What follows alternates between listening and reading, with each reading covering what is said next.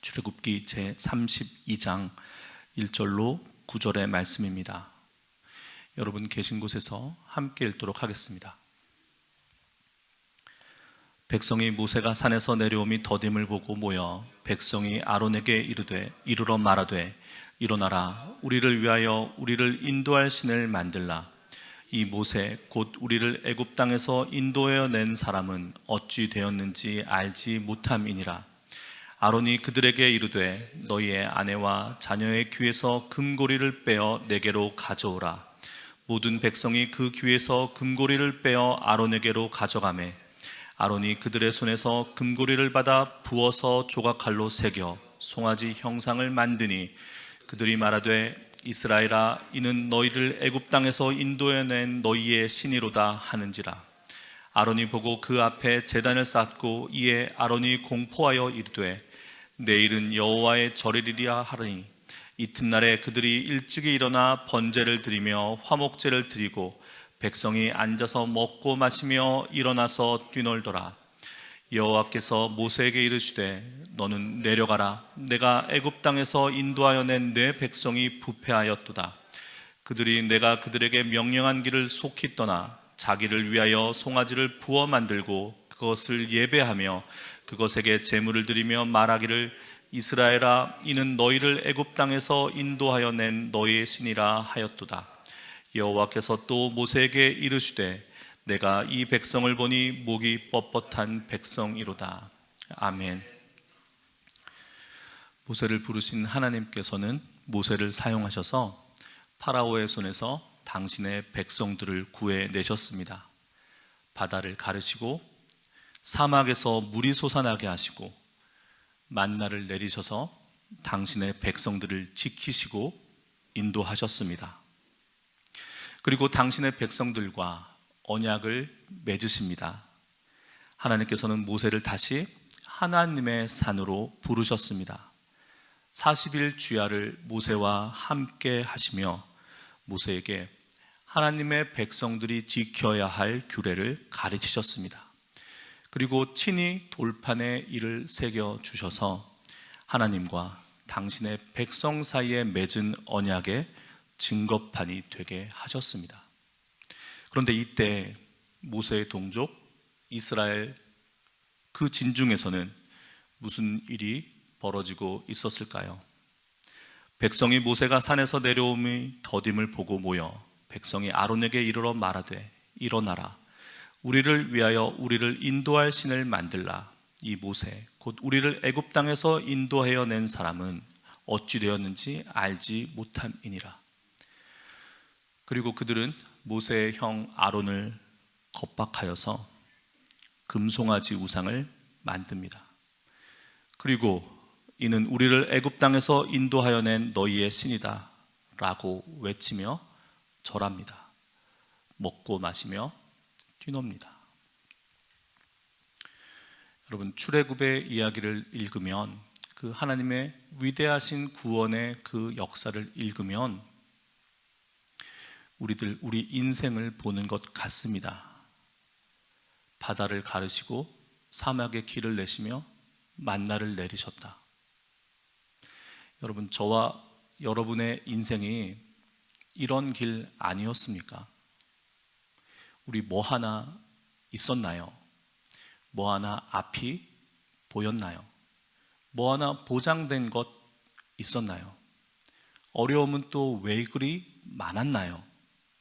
그러나 그때마다 앞이 보이지 않는 그곳에서도 하나님께서는 저와 여러분을 인도하셔서 여기까지 이르게 하셨습니다. 하나님의 언약의 백성이 되게 하셨어요. 우리의 인생, 출애굽기를 통해서 우리의 인생을 읽게 됩니다. 그리고 한 가지 더, 금송아지. 왜 이스라엘 백성들은 금송아지를 부어 새겨 만들었을까요?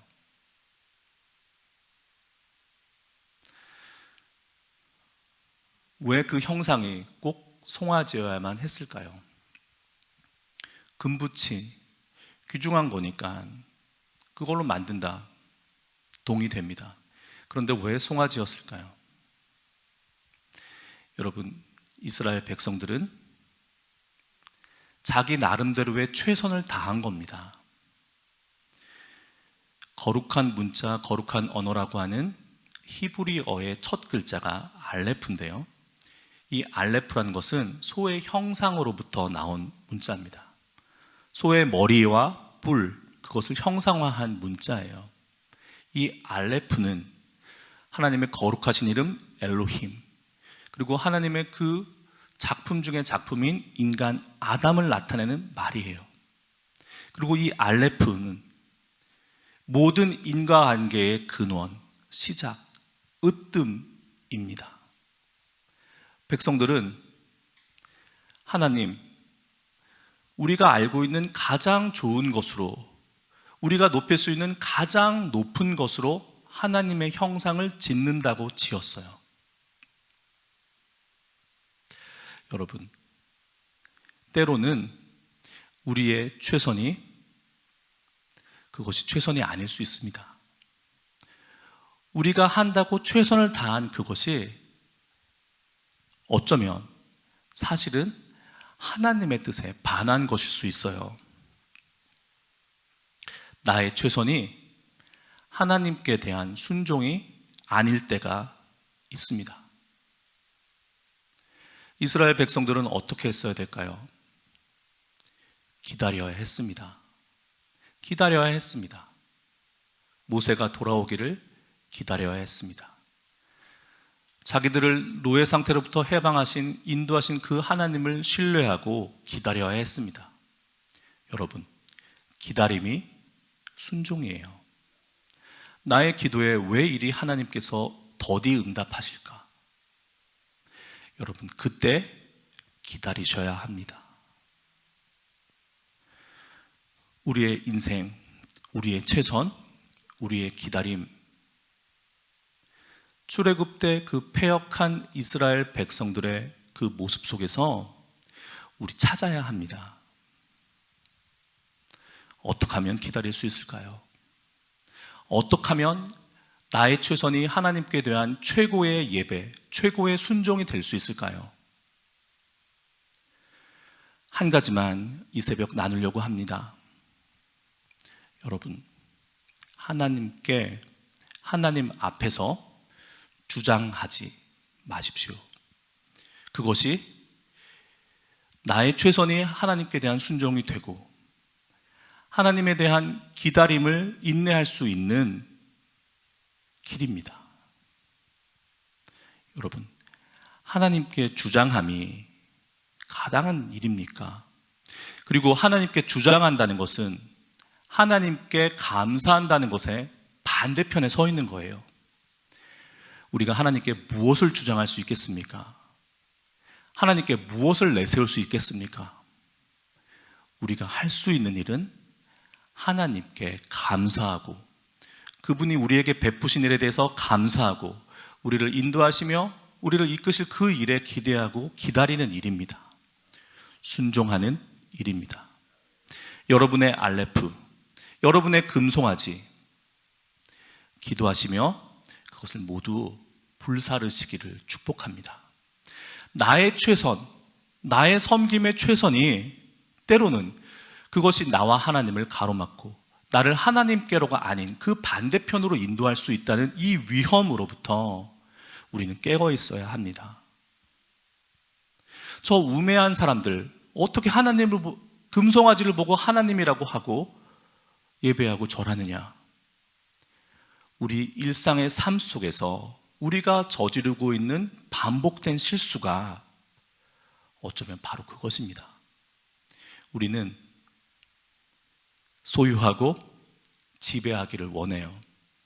하나님마저 우리의 개념 속에 가두고 하나님마저 우리 마음대로 움직이기를 원해요. 출애굽한 이스라엘 백성들의 진중에서 일어난 일이 바로 그것을 보여주는 것입니다. 얼마나 위험한 일입니까? 여러분, 우리 깨어 있어야 합니다. 나의 최선이 이스라엘 백성들이 벌이고 있는 그 우매한 일이 아닌가 살펴보아야 합니다. 나의 열심과 나의 헌신이 때로는 하나님 앞에서 주장할 거리를 쌓아가고 있는 것은 아닌가? 우리는 소유하고 가지려고 하고 지배하고 가둡니다. 하나님께서는 언제나 우리의 손을 벌리게 하시고 우리의 소유를 허무시고 우리의 잘못된 생각을 바로잡으세요. 오늘 그 은혜가 이 새벽에 저와 여러분께 충만히 임하시기를 축복합니다. 기도하시겠습니다. 거룩하신 하나님, 오직 하나님께 감사하며 순종하게 하여 주옵소서. 나의 최선을 하나님 앞에서 주장하는 그 이스라엘의 백성들이 범했던 그 무지몽매함을 주여 우리 반복하지 않게 하여 주옵소서. 오직 순전한 마음으로 하나님을 바라며 기다리며 순종하게 하여 주옵소서. 주의 인도하심을 구합니다. 주여 우리를 인도하여 주옵소서. 우리 주 예수 그리스도의 이름으로 기도합니다. 아멘.